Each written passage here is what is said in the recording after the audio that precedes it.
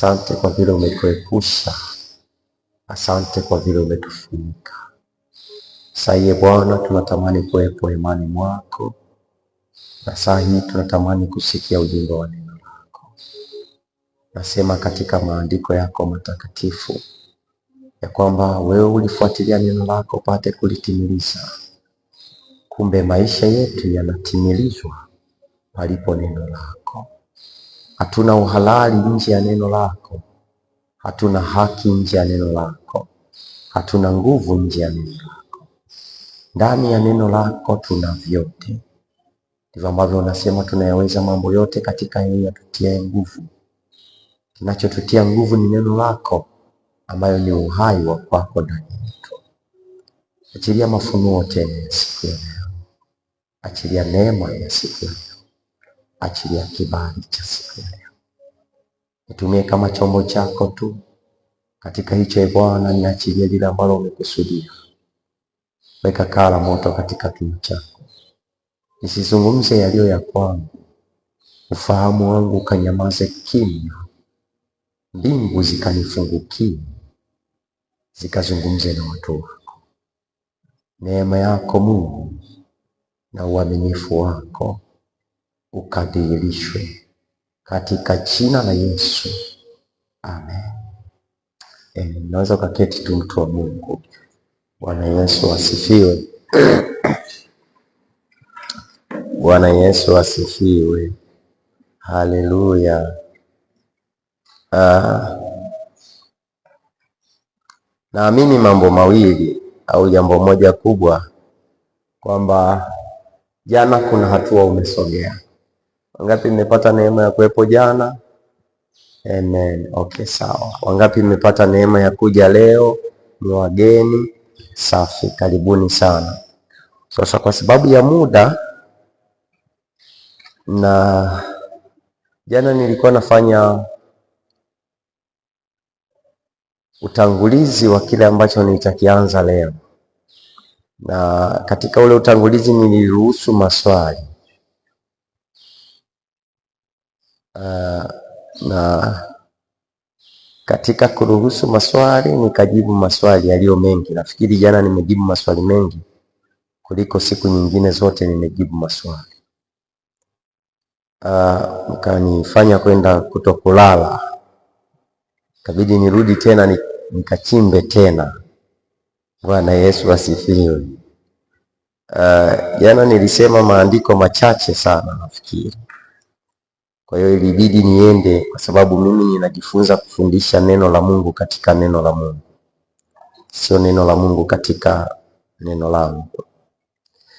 Kwa hiyo nitakuongezea maneno machache ambayo utaandika, sitayaelezea, machache juu ya toba na ungamo.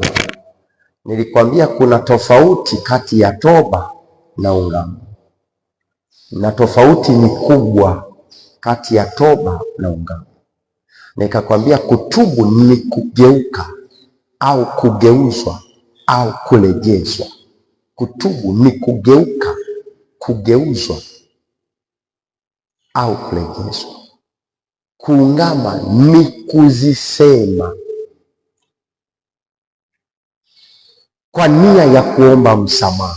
Unazisema dhambi zako, unaziainisha dhambi zako, unaziorodhesha dhambi zako, unazifunua mbele za Mungu. Hapo tunasema unaungama. Yaani ukiungama, hatua inayofuata ni ndo unaenda kwenye toba. Kuna vihatua vingi hapo, lakini ungamo linatangulia. Kwa nini? Kwa sababu ungamo likifanyika linaruhusu uwepo wa Mungu kumhudumia huyo mtu. Yaani huyo mtu anapata right, haki, anapata haki kwenye hiyo presence ya Mungu. Yaani ungamo inampa mtu haki kwenye uwepo wa Mungu, kusikilizwa na Mungu na kuhudumiwa na Mungu. Ungamo linampa haki. Sawa? Toba inampa mwendo. Ungamo linampa haki. Yaani sisi tuko hapa kanisani, si tumetenda isiyo sawa, Si ndio tumekuja jioni kwa ibada? Ili tupate ibada iliyo sawa na ibada yenye viwango na ibada yenye uchaji, lazima tutubie yale ambayo hatukuyafanya. Tuliyafanya isivyo toka tumeamka, ili uwepo wa Mungu sasa ulioko mahali hapa utuhudumie kwa viwango ambavyo vimekusudiwa au vimetarajiwa na Mungu kwa siku hii. Sijui ninaeleweka? Kwa sababu dhambi inamtenga mtu na Mungu. Ungamo ni kujielezea juu ya dhambi. Kwa hiyo unamfanya Mungu kufanya tena kuwa mwana, inakufanya tena Mungu kukaribisha. Ukiungama unakaribishwa, unakuwa miongoni mwa wasikilizwao na Mungu. Sasa toba inakupeleka kwenye kusudi, ungamo linakuweka kwenye uwepo. Hizi ndo tofauti ambazo ukienda ukapitia sana utazigundua. Bwana Yesu asifiwe. Haleluya, haleluya. Sasa naomba niseme maneno machache. Sijui jana kwenye ungamo mliishia wapi? Nimeliandika mambo mengi leo. Okay, sawa. Sijui kama naweza kuyasoma yote, lakini kwa yale ninayoweza kukwambia utayaandika tu. Mathayo Mtakatifu 3:8 utaandika. Mathayo Mtakatifu 3:11. Mathayo Mtakatifu 3:8. Mathayo Mtakatifu 3:11. Marko 1:4. Luka 24:47. Luka 24:47. Matendo ya Mitume 5:30.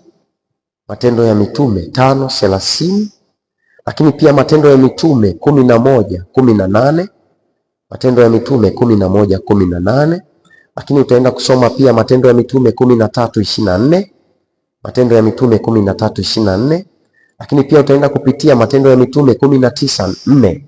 Matendo ya Mitume 19:4. Matendo ya Mitume 19:4. Lakini pia utaenda kupitia Warumi 2:5. Warumi 2:5. Wakorinto wa pili sura ile ya 7 mstari wa 10.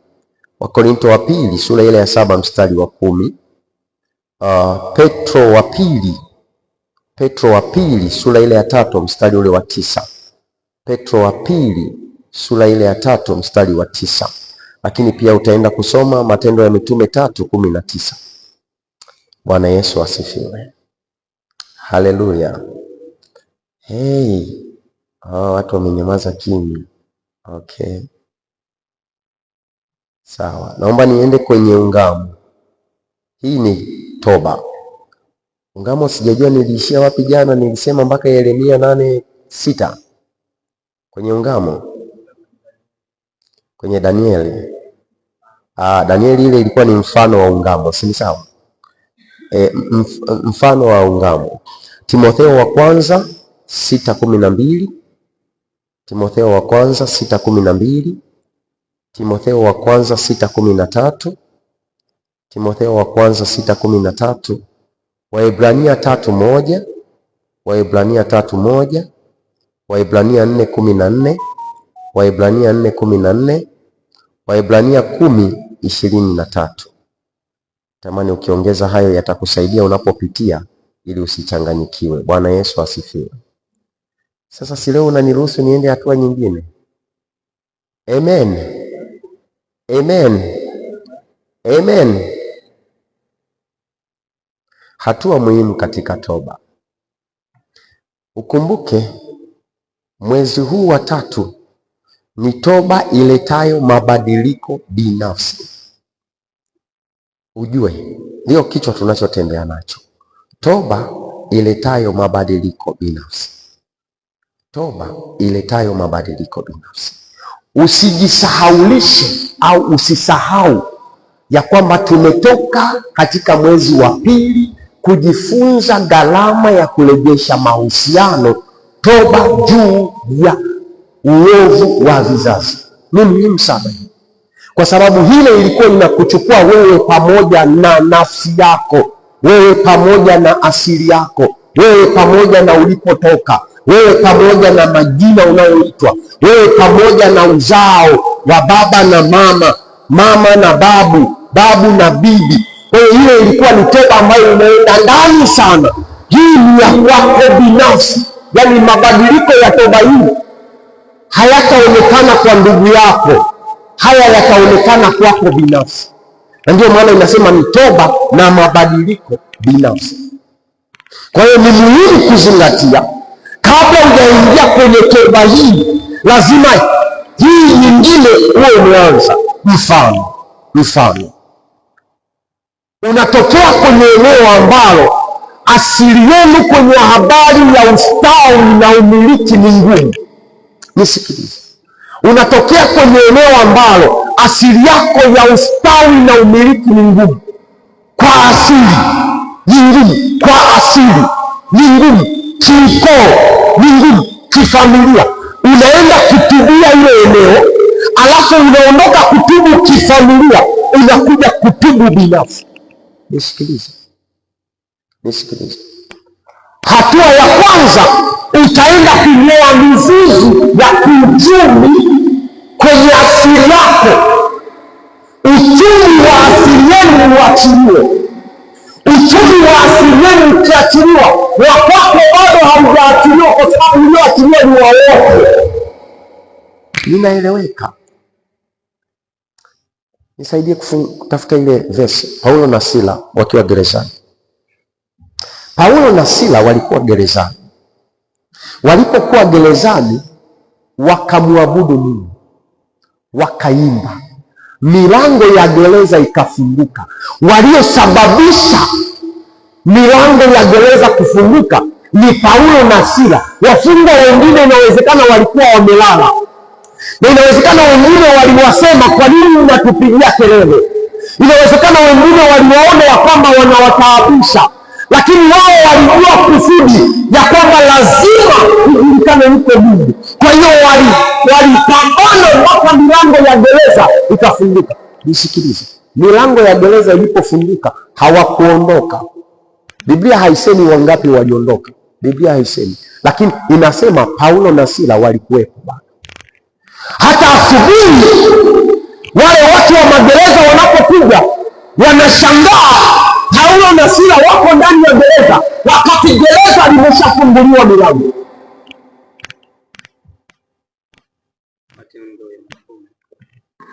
Nimeeleweka? Sijui mstari wa 20 kuanzia mstari wa 25. Lakini maandiko yanasema, lakini panapo usiku wa manane Paulo na Sila walikuwa wakimwomba Mungu na kumwambia Mungu na wakuu wengine walikuwa wakiwasikiliza. Ghafla pakatokea tetemeko kuu la nchi, hata misingi ya gereza ikatikisika, na mara hiyo ndio ikafunguka, vifungo vya wote vikalegezwa. Yule gereza akaamka, na alipokuwa mlango wa gereza umefunguka, alifuta upanga akitaka kujua, akidhania kuwa wafungwa wamekimbia. Ila Paulo akapaza sauti yake kwa nguvu akisema, si vizuri, kwa maana sisi sote. Sasa gereza liko wazi, maana yake, na hapa anasema vizuri, vifungo vikalegezwa. Kwa hiyo unaweza ukaenda ukatubu kabisa, na toba ikafika, gereza likafunguliwa la uchumi, gereza likafunguliwa la ndoa, gereza likafunguliwa la uponyaji, lakini watu wasiondoke kwenda kuponywa. Hii toba ya mtu binafsi iletayo mabadiliko binafsi inamsaidia huyu ambaye amejua gereza limefunguliwa, inamsaidia huyu ambaye anajua milango iko wazi, kuondoka, kuanza kumiliki na kutawala vile ambavyo hakuweza kuvimiliki na kutawala awali. Si ni sawa? Unanielewa sasa? Sasa unanielewa umuhimu wa kuchukua. Kwa hiyo kama ni eneo la ndoa, ni ishu ya kifamilia, unaanzia kule, ukimaliza kule unakuja mwenyewe. Kwa nini? Kwa sababu Biblia inasema mwana hata uchukua uovu wa babaye. Kwa hiyo unasimama hapo sasa kujitenga kwamba mimi ninatakiwa kuamka niondoke. Bwana Yesu asifiwe. mimi na uzao wangu. Na mimi anasemaje? Ya kwamba mimi na nyumba yangu tutamtumikia Bwana. Sio taifa, sio familia. Inawezekana Bwana amepiga kelele juu ya familia, lakini bado familia haitaki. Lakini mimi nimejua, mimi na nyumba yangu.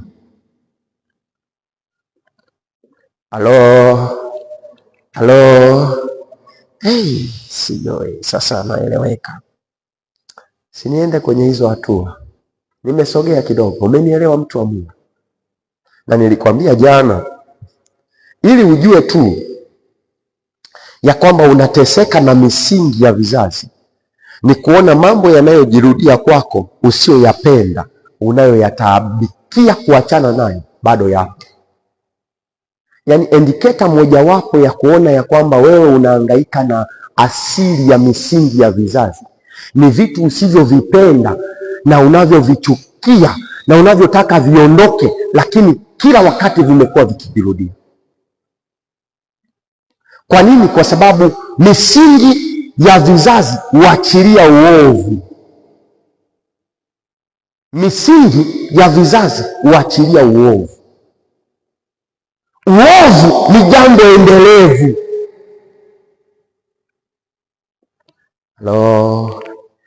Haleluya. Naomba niende hatua inayofuata. Tamani leo nafundisha moja ili mnielewe. Hatua ya kwanza ya toba. Ungamo si nimeeleza sana jana na leo nimekupa mavifungu ya kutosha. Hivi huwa mnasoma mkienda nyumbani? Ngapi huwa mnapitia? Sema amen. Au mnasema mchungaji, kazi ni nyingi. Tunarudi tena usiku hapa, unatutoa saa 2, tutapitia saa ngapi?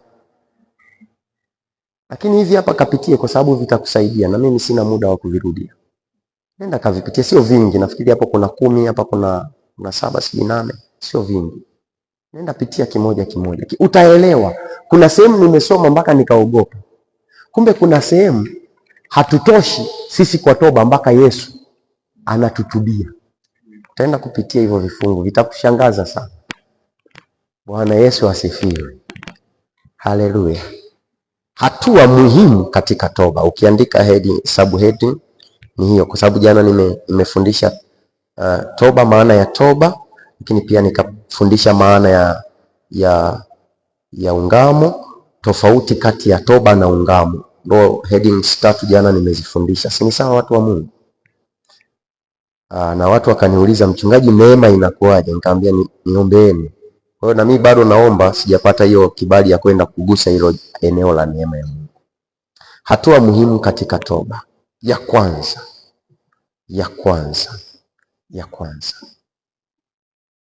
Tambua uwepo wa Mungu wako. Au lugha nyingine ungesema tambua unatubu kwa Mungu, si kwa mwanadamu. Tambua unapeleka toba kwa Mungu, sio kwa mazingira. Tambua unapeleka toba kwa Mungu, si kwa wakuu. Kwa hiyo tambua uwepo wa Mungu pale unapotaka kutubu. Kwa nini? Kwa sababu ukitambua uwepo wa Mungu, mashaka yako hayatakuwepo, hofu yako haitakuwepo. Hautaamini ya kwamba husikilizwi, kwa sababu umeshatambua yuko hapa. Kwa sababu yupo, anakusikiliza kile unachosema na anafuatilia kile unachokisema. Anafuatilia ili iwe nini? Ili kile alichosema, wale ulionipa nimekupa. Yaani anakuwepo kukusikiliza ili asikupoteze, kwa sababu akikupoteza kwake ni hasara. Kwa hiyo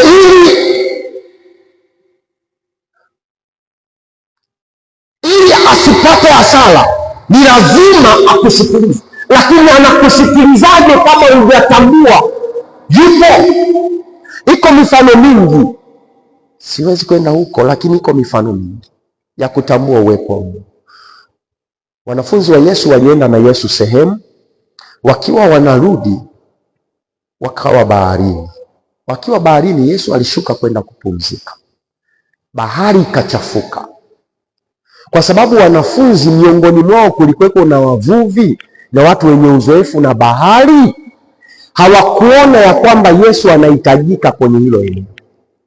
Wakatumia uzoefu walionao, wakatumia maarifa walionayo, wakatumia nguvu walizonazo, lakini vyote havikuwasaidia. Kadri walivyotumia nguvu kubwa, kadri walivyotumia maarifa, ndivyo walivyoanza kuangamia. Si unachukua pointi yangu? Kadri walivyotumia nguvu, kadri walivyotumia maarifa, kadri walivyotumia uzoefu, ndivyo ambavyo walizidi kuangamia. Sasa mwishoni wakaona mbona sio tuko sisi tu, Yesu yupo. Wakamwendea wakisema, Yesu, tunaangamia. Kwa nini wasingesema mwanzo mpaka hali ilipofikia katika hali ngumu sana? Nisikilize mtu wa Mungu, wengi tuko hivyo. Wengi tuko sawa na wanafunzi. Tunaenda toba ya kweli inakuwepo pale ambapo tumeshafika impika,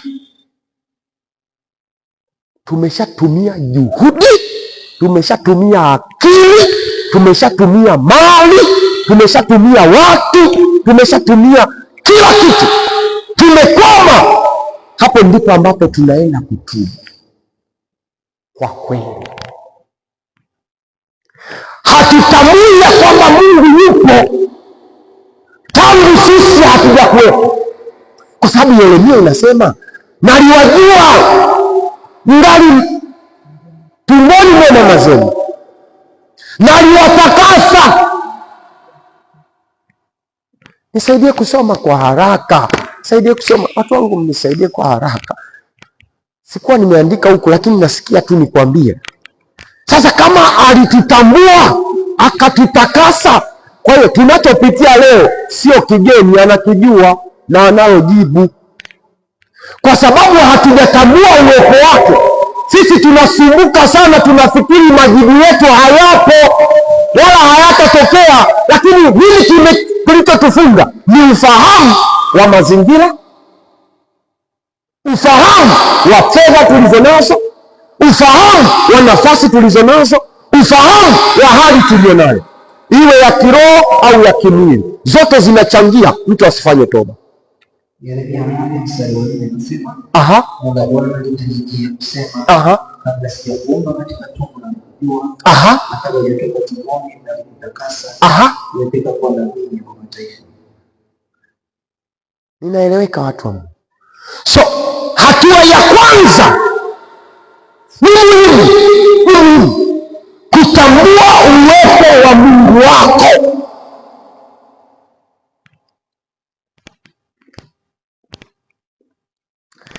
Mtumishi wa Mungu nani yule alienda kutoa sadaka? Elisha, si ndio?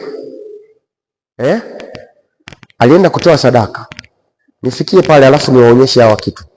Baada ya wale miungu wa bahari kutoa na nini, watu wale wa makuhani wa bahari kutoa, Elia alipoanza kutoa, fika pale alafu soma. Fika pale alafu soma. Nataka niwatolee leo kidogo. Utaona anachokisema. Anasema, na ijulikane ya kuwa wewe ni Mungu. Na ijulikane ya kuwa wewe ni Mungu.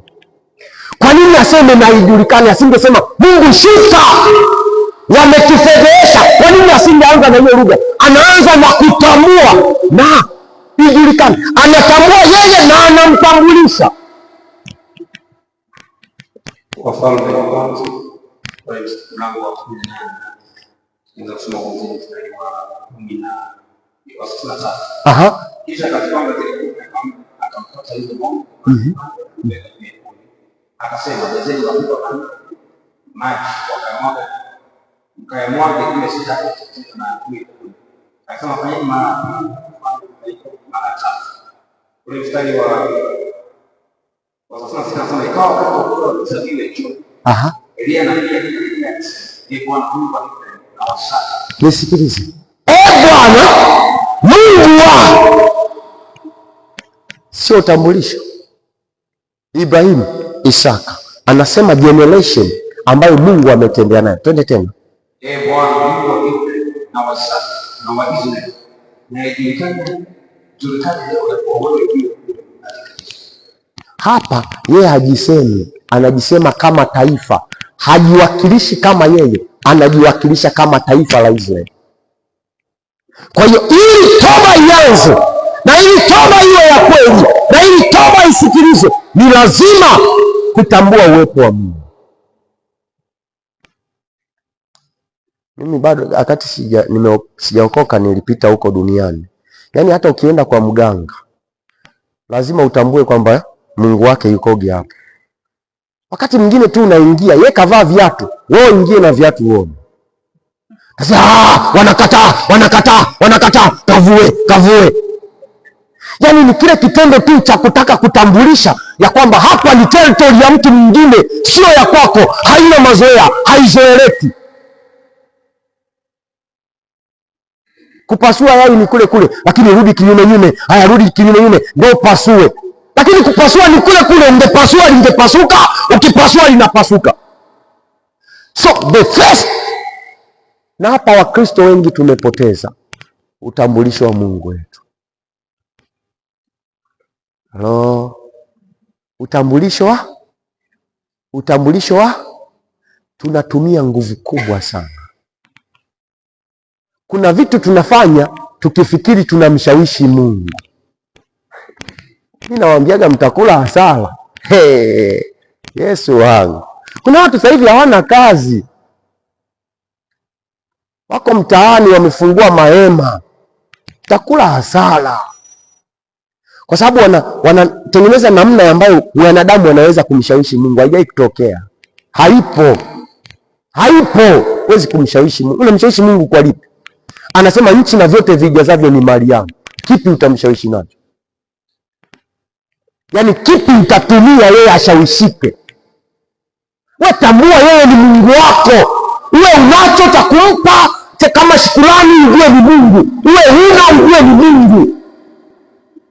Hapa ndipo ambapo tunapoteza. Tunaomba uponyaji wa Mungu, lakini hatujui kama Mungu ni mponyaji. Hatuamini. Lakini tunachoomba ni nini? Tunaomba kuinuliwa na Mungu. Lakini Mungu kama mtu anayeinua tunafahamu anatumia njia gani kumuinua mtu. Hapo tumefungwa. Lakini tunamuomba Mungu afanye nini? Atuinue. Halo. Mimi ninawaambiaga wanangu. Yaani nimejifunza wakati nakuwa. Mimi nimelelewa na mama. Baba nimekuja kukutana naye mtu mzima. Sasa mamangu alikuwa ili akusikilize.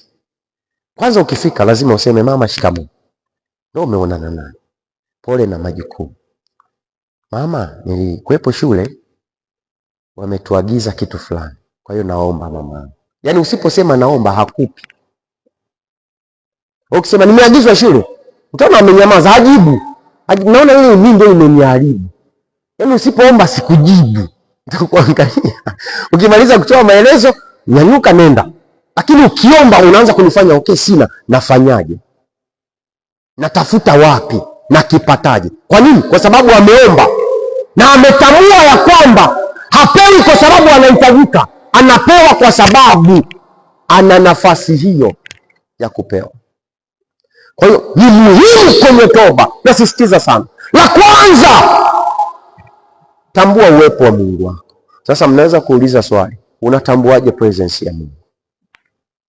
Si ndio watu wengi hapa mlikuwa yaani swali ndio tunatambuaje? Ziko hatua tatu kwenye kutambua uwepo wa Mungu. Hatua ya kwanza ni kwa kusoma maandiko yanayohusiana na hicho unachoenda kukifanya. Yaani kuwa na maandiko yanayohusiana na aina ya toba unayoenda kuifanya. Kuwa na neno la Mungu linalohusiana na maombi unayoenda yaomba.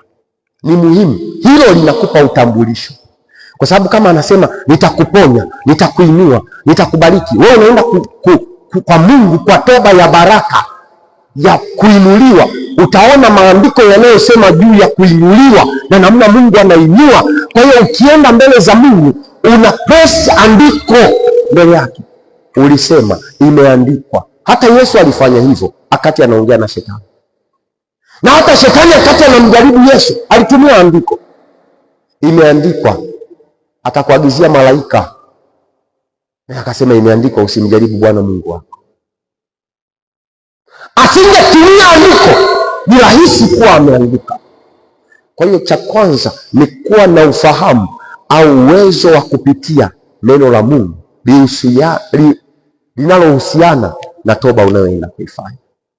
Hilo ni eneo la kwanza. Eneo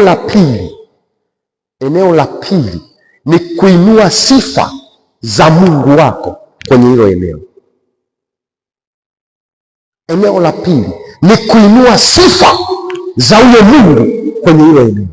Kuinua sifa za huyo Mungu kwenye hilo eneo. Ndio maana wana wa Israeli wakasema, walipopita sehemu wakasema huyu ni Yahweh. Wakaenda tena wakati mwingine wakasema huyu ni Adonai. Wakasema huyu ni Ebenezeri. Waliinua sifa za Mungu kulingana na eneo ambalo walitaka au walikuweko na huyu. Wakasema Makadesh. Ukienda kufuatilia zile kwa Kiingereza, ukiandika tu Google attribute of God, zitakuja zile sio majina, sio names of God. Name of God iko moja tu, ni I am who I am. That is a name. Lakini hilo ndio jina. Lakini hizi Yahweh, sijui Adonai, Elohim, zile ni sifa, attribute of God. Inaeleweka? Kwa hiyo waliogopa kuita jina la Mungu, wakaita sifa. Kwa hiyo inua sifa za huyo Mungu kwenye hilo eneo. Sawa. Yesu wakasema simba wa kabila la Yuda.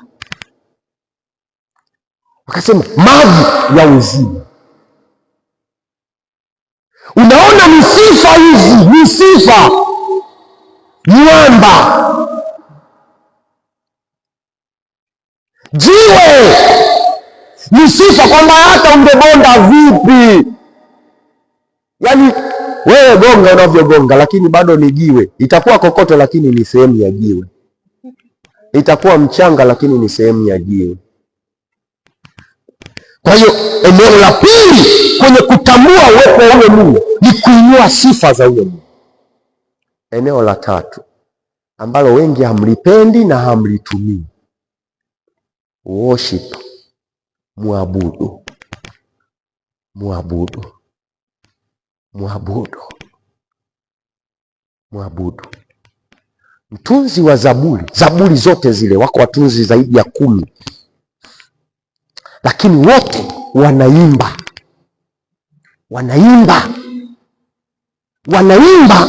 kulingana na mazingira.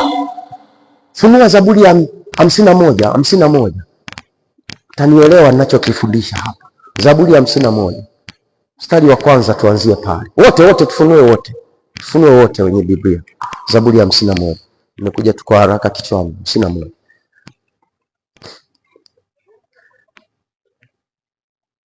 Hamjafika? 51 Zaburi. Ni Agano la Kale. Zaburi.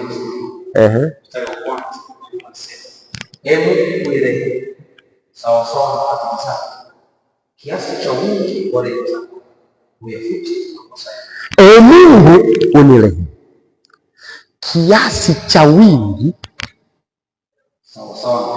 sawa sawa na fadhili zako, kiasi cha wingi wa neema zako. Kwa hiyo katika hichi ninachoomba, kwenye wingi wa neema nacho kipo. Hakiko mbali katika wingi wa neema, kipo katika sehemu ya hizo neema ninazoomba. Sasa huo ni wimbo. Hivi unapitia magumu, unataka kwenda kwenye toba juu ya Mungu akuvushe, alafu unafika, cha kwanza before kusema chochote unaanza, hakuna wa kufanana na Yesu. Oh, hakuna wa kufanana na Yesu. Oh, naweza. Yesu naweza, hakuna wa kufanana. Ni mshindi Yesu, hakuna hakuna kabisa. Unaona, automatic kiroho kinaanza kupanda, hofu inapungua, pressure ya ile hali uliyokuwa nayo inapungua, kwa sababu pressure ni congestion, yani ni mgandamizo wa mambo mengi. Unaanza kupumua mpaka umalize, unakuwa umefikia kwenye kiwango cha nomo. Kwa hiyo ukijieleza, unajieleza ukiwa una ufahamu uliojaa. Hautapiga kelele, utajieleza katika ufahamu uliojaa. Kwa nini? Kwa sababu depression ishaondoka, moyo ulishafunguka. Sasa wewe unafika na unataka kuomba toba hiyo hiyo ya kwamba Mungu akuwezeshe sehemu. Baba, wakati mwingi nimekuwa nikihangaika, nimeteseka, nimewaamini wameniacha, hata mume wangu yule tuliokuja naye madhabahuni, yule niliyemkuta Mandala. Sinaeleweka. One difference. Sinakufundisha toba iletayo mabadiliko binafsi. Yaani angalia ulivyoingia na angalia na mimi ninavyoingia. Tumewekwa wawili hapa. Yaani wewe unaingia na kodi yako kule na mimi naingia na kodi yangu. Hivi Mungu amekaa hapa katikati. Anakuja kusikiliza wewe au anaanza kusikiliza huku? Kwa sababu wewe umeanza na manunguniko, umeanza na kushtaki watu, unaandikisha majina ya watu madhabahuni, unamwonyesha Mungu kama haoni, unamwonyesha Mungu kama huwa hayupo, unaondoa hata sifa yake ya kwamba yeye ni Mungu wa mahali pote wakati wote. Yaani unaanza kueleza vitu ambavyo yeye anavijua. Njoo na hoja, anasema njooni na hoja, njooni tusemezane, asema Bwana. Leteni hoja kamili. Na hapa Wakristo hamwambiwi ukweli, ni hoja kamili. Hoja shauri zako. Tumekuja na maua sawa, hoja kamili ni maua, peleka madhabahuni. Kama hoja kamili sio maua, achana na hiyo, peleka hoja. Leo nilienda kumuona mtu mmoja, nimeingia odini, nilienda kumuona kalala kitanda hichi. Huyu wa pili hata sikumfahamu. Hiyo ndio changamoto ya sisi wachungaji, hata sikumfahamu. Lakini huyu wa pili natoka naye nyumbani kwangu, ni nyumba ya 4 kutoka mimi. Yaani ninapoishi ni nyumba ya 4. Kwenye hiyo ajali waliopata, alipata yeye na huyo Mkristo wangu na wengine, hiyo ajali ya basi. Sasa yule dada amekatwa miguu, alikatika miguu hapo hapo kwenye ajali. Kwa hiyo alipopelekwa hospitali hana miguu kabisa. Ni dada amemaliza form 4, alikuwa anaenda kuangalia matokeo yake na kwenda kukusanya vitu vyake arudi kwenda kuangalia shule gani amepangiwa. Kwa hiyo leo hii hana mtu aliyeondoka nyumbani anatembea. Nisikilize. Wote saa moja mmepewa. Mnatakiwa kuzungumza na Mungu. Na wasikilize wote. Wewe unaanza kuainisha mambo ya watu. Alafu yule pale analia, anamwambia baba nikaushe vidonda hivi, niinue tena. Unaona difa? Acheni kulia kwa machozi ambayo hayana maana kanisani. Lieni machozi yenye maana. Yaani ukidondosha chozi lako lilete matokeo. Ninaeleweka watu wa Mungu? Kwa hiyo nimesema haya mambo matatu unapoanza kufanya toba ni ya muhimu.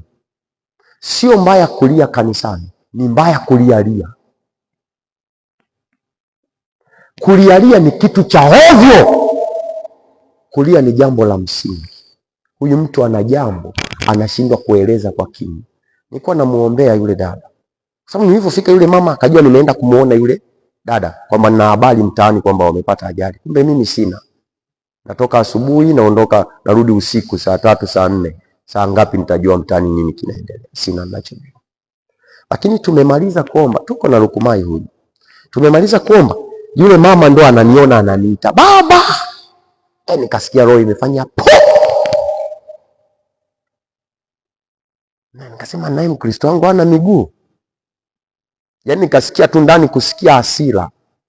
Unajua hamna kitu naomba kipindi hichi kama na mimi napita wakati mgumu wa kuomba maombi, wakati mwingine ni ya hasira. Sababu Mungu anakusemesha vingine, alafu vinakuja kutokea vitu vingine. Unasikia hasira. Kwa hiyo nikaenda, akasema wewe ni mchungaji wangu, kwa sababu simjui kwa sura. Mko wengi sasa hivi sana. Kidogo nyie mnaohudhuria hata vipindi vya jioni, naweza nikawa najua yule mama nani yule. Sio uongo. Lakini yule anayekuja Jumapili tu anaondoka, sio rahisi kujua. Kwa hiyo sikuwa namfahamu, na vile ameumia siku. Kilichoniogopesha ni mtu watatu. Achana huyu nimekwambia wa kwanza, huyu wa pili. Watatu ambaye alikuwa anatoka surgery. Anatoka kufanyiwa operation. Alivyoona mimi nimevaa kola, tumemaliza kuomba, hawezi kufungua kinywa, lakini anafanya hivi mkono. Sasa unajua ukitoka, daktari wanajua ukitoka kuchomwa kaputi, ukifanya hivi, tunajua labda ndo anarudi kwenye ufahamu wake. Kumbe ananiita nikamuombee. Mpaka manesi sasa ndio ikabidi waniite ili niende. Nataka nikwambie tu, unapoenda madhabahuni, achana na makelele. Kuna watu wanahoja. Huyu anaenda kutubia, ni watu 5 6 kwao wamekufa na kansa. Anazungumza juu ya eneo hilo, yeye asiwepo kwenye hicho kiapizo au kwenye hilo agano, alafu unaenda unalialia tu. Huyu anaondoka ya kwamba watu wanachanganyikiwa eneo lao, anamlilia Mungu awaondoe kwenye hilo eneo, na wewe umepata presence hiyo hiyo ya kwenda. Ni sawa sana umemwona Mama Samia. Mama Samia huyu hapa ndugu yangu. Unamwambia nini? Naomba nipige naye picha. Kuna kazi, una watoto, una wajukuu wanakuhitaji, lakini unaomba picha. Wengi ndo tulivyo. Nawaambia ule ukweli. Siku moja nilipandishwa treni kwenda Dar es Salaam. Sasa wakanikatia ile. Kwa hiyo nikakutana na waheshimiwa kubwa sana, wa pili wa nchi. Alikuwa anasafiri siku hiyo. Kwa hiyo mimi nimekaa siti ya 3, yeye nimekaa pale mbele. Kuna mtu mmoja akanikwaza. Akaamka, ameenda kwa bosi, anaomba kupiga naye picha. Yaani mimi naona nipate hiyo chance tu nimwambie mzee. Kuna 1 2 3, yeye anaenda kuomba kupiga picha. So what? Yes, nimekutana na waheshimiwa wengi, nimewaambia vitu gani vya msingi zaidi ya kupishia naye, kupiga picha, kuposti, wakuone ulikuwa na mheshimiwa. Alafu wakuogope. Ndivyo ambavyo tunavyoenda kwenye presence ya Mungu. Yaani hapa mheshimiwa wamekuja. Nasikia naomba picha. Yaani picha utakula. Ndicho ambacho tunaenda kufanya madhabahuni. Yaani tunaenda kwa Mungu kama vile tunamuomba tupige selfie naye. Tuna matatizo ya kutosha, lakini hatuna muda wa kuyaeleza matatizo yetu. Tunaomba selfie. Nawashangaa Wakristo nikiwaona kwenye ibada mlivyo. Niwaambia ule ukweli, huwa nashangaa. Kwa sababu unajua time haipo. Pia mpati shuhuda. Mimi si ndio mchungaji wenu. Mngejua mambo yanayoendelea, mngejua watu hali wanapitia, singekaa kiasala kanisani. Na kuambia ule ukweli, singepata huo muda. Unaupata wapi?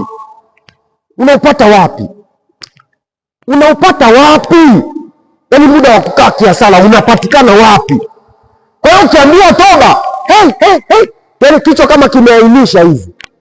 Mtu anajua nagonga hapa. Lazima matokeo.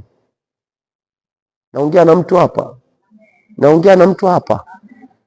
Kwa hiyo toba yenyewe inayoleta matokeo kwa mtu binafsi, hatua ya kwanza ni kutambua uwepo wa Mungu katika hizo njia 3 nilizozisema. Naomba nikisomee maandiko machache alafu tukuombe, tutakuwa tumemaliza. Bwana Yesu asifiwe. Saidia Warumi 6:23.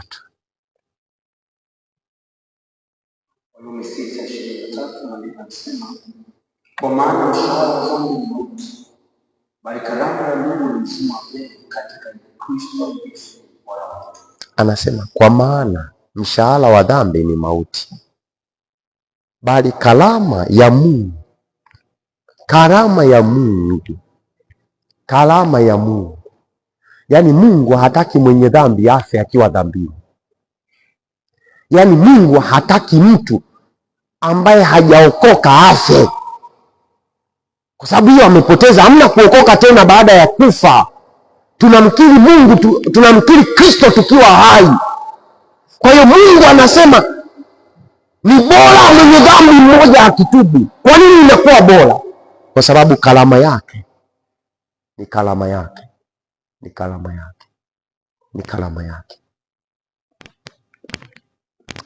Haleluya. Hatua ya kwanza, si nimeeleweka? Kama kuna swali, hatua ya kwanza, napokea maswali mawili tu leo. Mawili, hatua ya kwanza, alafu niende hapa eneo hili, kwa sababu kama utauliza uulize kwenye vile vitu vitatu, kama hujavielewa namna gani unavinania, alafu itakuwa nimemaliza na kuombea. Hii ninasikia nisiende kwa haraka. Issue sio kumaliza. Issue ni watu kupata mabadiliko binafsi. Angalia vitu viwili. Nasikia nikwambie. Ukumai utanitafutia hapo kwa haraka. Kuna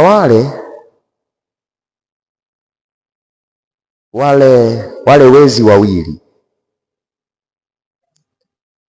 pale msalabani Golgotha.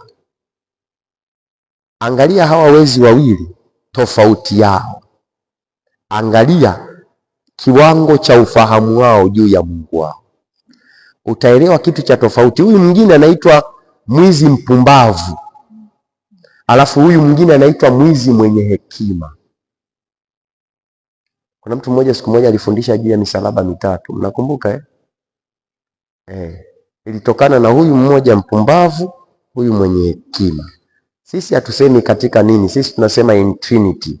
Kesho mtu akikuuliza kwa nini kanisa lenu lina misalaba mitatu, mwambie ni Utatu Mtakatifu. That is all.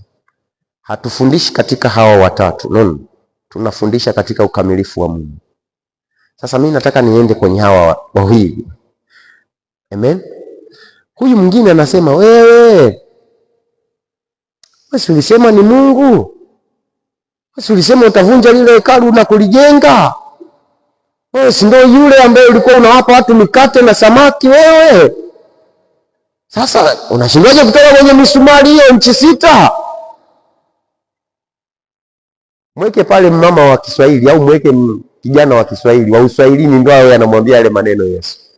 Kisoma kuna kitu kinaitwa Biblia ya Kenya ya Kicheni, inaitwa Kicheni. Inasema yani inaongea kama lugha ya mtaani. Yaani wameweka maneno ya mtaani kwenye Biblia. Akavua ndula. Sijui nini. Sasa ukichukua ile utaona Yesu alivyofedheka. Lakini yule mwingine anasema, Mwana wa Daudi, unikumbuke.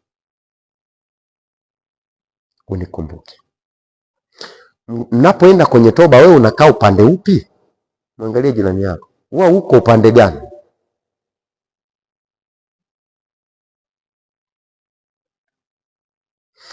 Waliingia watu wawili kanisani, Mfarisayo na mtu mmoja mtoza ushuru. Sasa yule Mfarisayo akasema, mimi nafunga, mimi natoa sadaka, mimi naingia kanisani. Akaorodhesha vyote ambavyo anafanyaga. Alafu yule akasema, mimi sifai, mimi sitoshi, mimi siwezi. Halo, mwambie mwenzako unapoenda kwenye toba unajimwamba fai.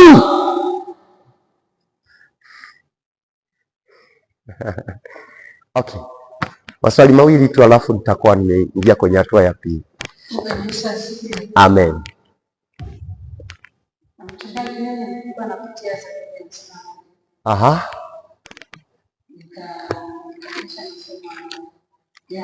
Ndio. Ndio. Ndio, karibu. Ndio. Ndio. Amen. Ndio. Nafikiri nitaifundisha huko chini, nimeitaja huku juu. Kuna sehemu nakumbuka nilisemeshwa nikaiandika. Kwa hiyo inabeba vyote viwili. Yaani ukitaka toba yenye mafanikio huwezi kukimbia ungamo. Ukitaka kuisema toba kwa kinywa, achana na ungamo.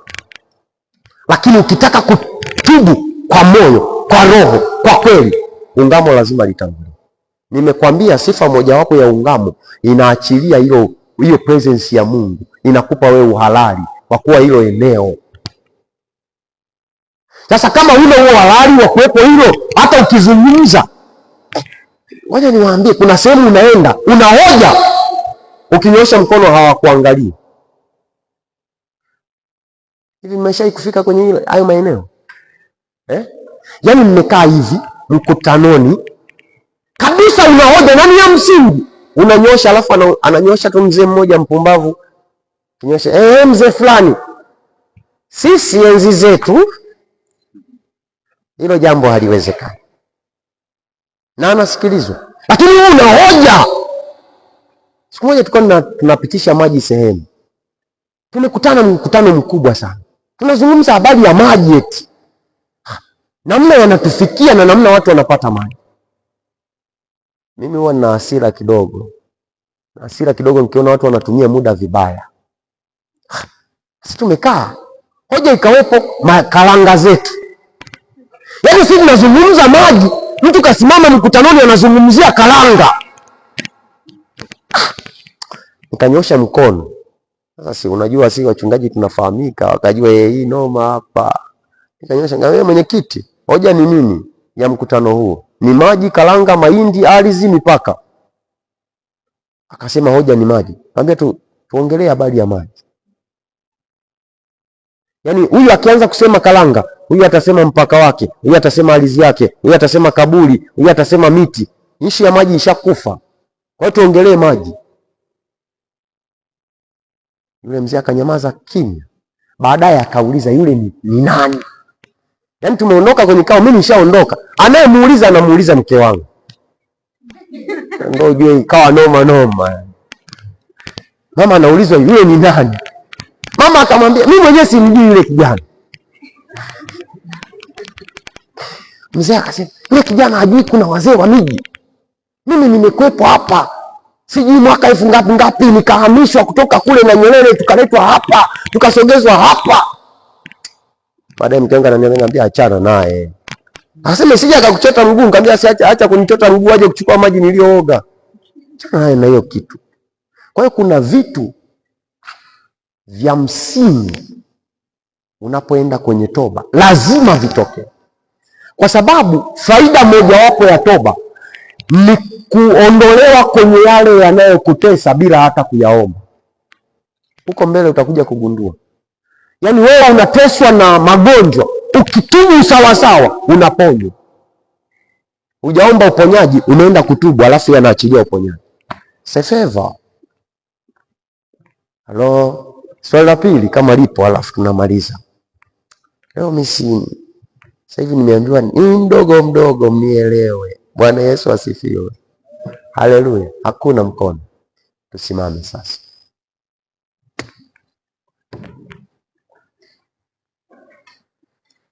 Aziungamaye dhambi zake atapata, aziungamaye dhambi zake atapata rehema na kuziacha.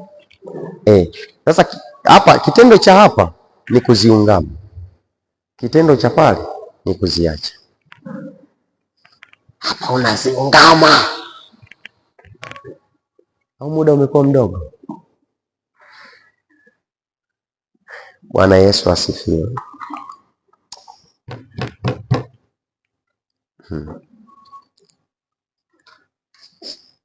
Nikikupa kazi ya kwenda kufanya nyumbani utaifanya.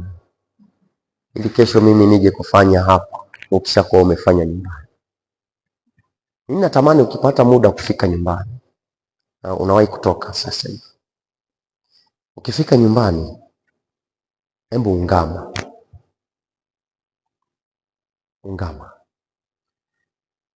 na noti hii, unapoungama usidhalau mambo madogo. Yaani unapoenda kwenye kuungama usidhalau mambo madogo ukayaacha. Ukasema hivi si vidogo. Vidogo ndio vilivyoshikilia watu, sio makubwa. Unapoenda kuungama usidhalau vilivyo vidogo. Siku hizi nimefundisha wainjilisti namna ya kumshukuru Mungu. Nilikuwa nafundisha kabisa, kama ambavyo tarehe 15 nitaenda kuwafundisha pia. Nikawaambia wakati mwingine mshukuru Mungu hata kwa nyusi hizi simeweka kope, sijui ndio nyusi hizi za ndani ya jicho hizi. Yaani kwa nini? Kwa sababu zisipokuwepo hizo wewe ungekuwa kipofu. Yaani uwepo wako tu umefanya jicho lako kuwa safe. Kwa hiyo kuna vitu ni vidogo kwenye ungamo, usiviache. Ulimsengenya mtu, unasema kwa bahati mbaya, we tubu kama umesengenya, ungama kama umesengenya. Usijitafutie uhalali wa kuondoka kwenye hilo kosa. Na hapa ninawasisitiza kwa sababu ninajua, yaani huwa mnajitafutia utakatifu msionekane ni wadhaifu wakati kweli umefanya. So unapoenda kuungama kabisa, mwambie Mungu, kwa sababu mwambie mtu, zungumza na Mungu one by one, one by one, one by one, one by one. Inawezekana vitu vilivyokushika ni vidogo sana, vimezuia hilo Mungu hapo kuachilia majibu ya kwako. Ni vidogo, lakini Mungu ndivyo anavyoviangalia. Kwa hiyo natamani uende upate nafasi, na hata kesho ukipata nafasi njoo uungame mwenyewe. Pata nafasi, mimi naruhusu, njoo madhabahuni hapa galagala, mwambie Mungu. Kama hujawahi kufanya, utaona moja, amani itakujilia. Amani ikikujilia kwenye ungamo, anza kwenda kwenye toba. Amani ikikujilia kwenye ungamo, anza kupanda kwenye toba.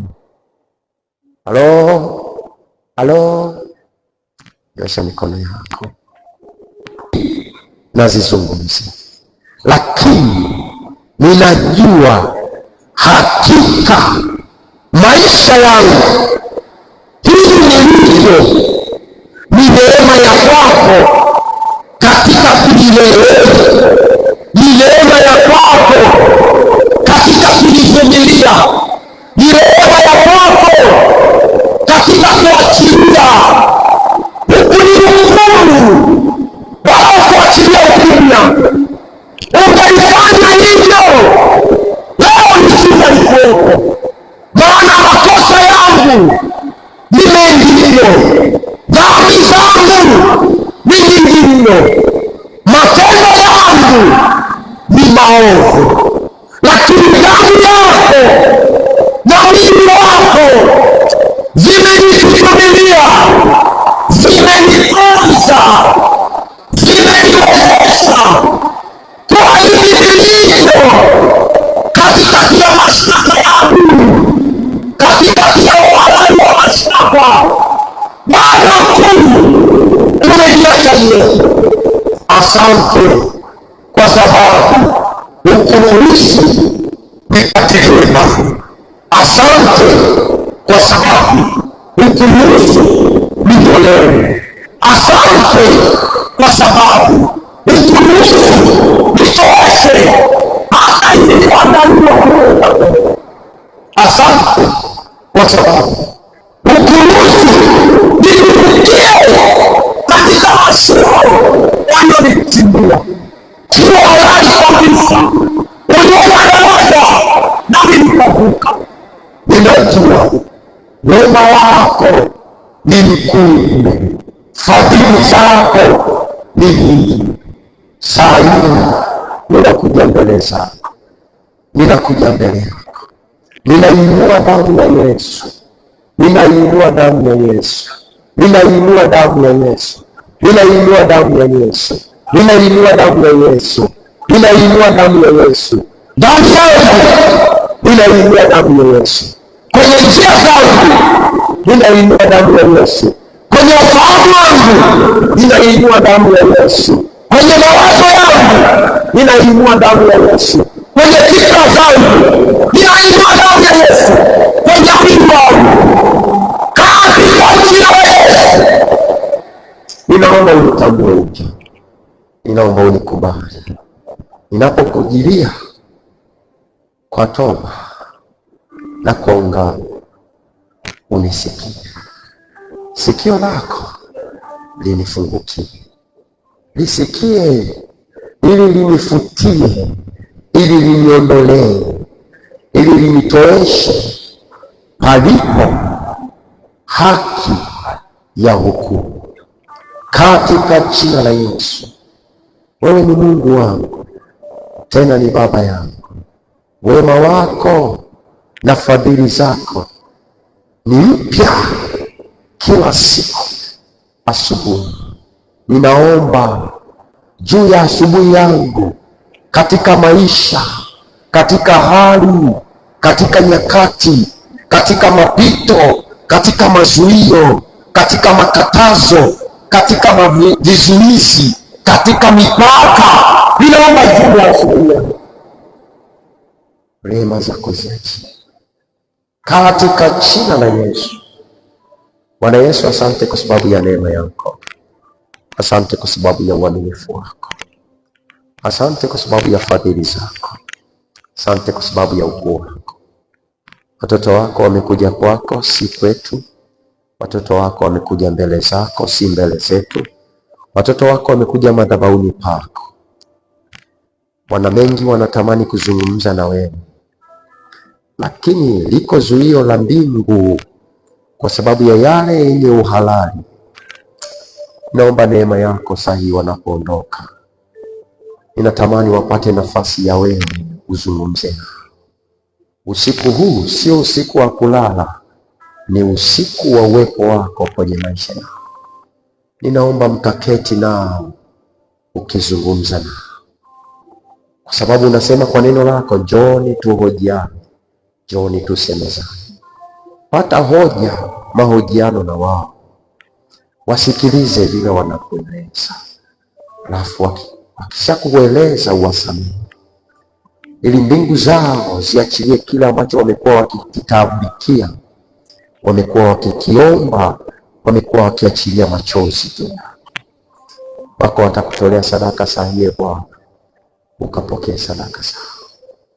Usiku huu wakalindwe na uwepo wako, wakatunzwe na fadhili zako, katika jina la Yesu. Sasa tupokee baraka zako. Bwana Mungu akubarikie na kukulinda. Bwana akuangazie nuru uso wake na kufadhili. Bwana akuinulie uso wake na kukupa amani. Nende katika amani ya Kristo, kamtumikie Kristo katika uaminifu. Katika jina la Baba na Mwana na Roho Mtakatifu. Amen.